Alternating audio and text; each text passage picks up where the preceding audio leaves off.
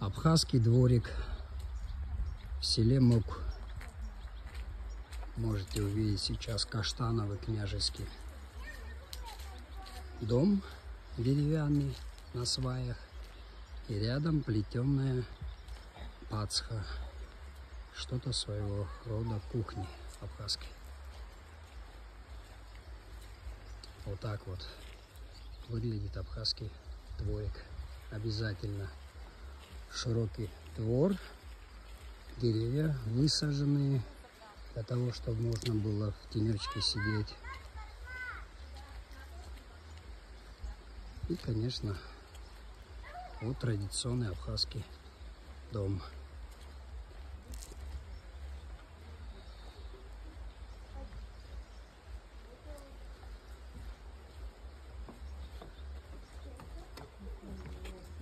Здравствуйте, хозяева! Вы выйдете к нам навстречу. Здравствуй, хозяин. Да. Здравствуйте, здравствуйте, милости просим. Да, вот такой Добро деревянный вашему домик. дому. Обязательно балкон, на котором можно было сидеть в жаркую погоду, в тенечке. Ну и вот здесь у нас, смотрите, такой сельский подром.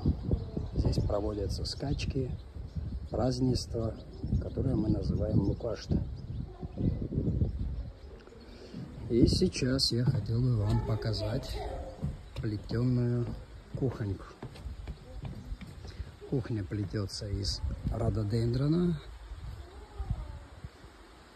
который, то есть это растения или прутики собираются в определенное время, плетут местные умельцы. И вот такая красивая кухонька получается. Обязательно в центре должен быть очаг, свой дымоход, и плетенка спокойно пропускает дым. Поэтому и зимой, и летом здесь можно готовить.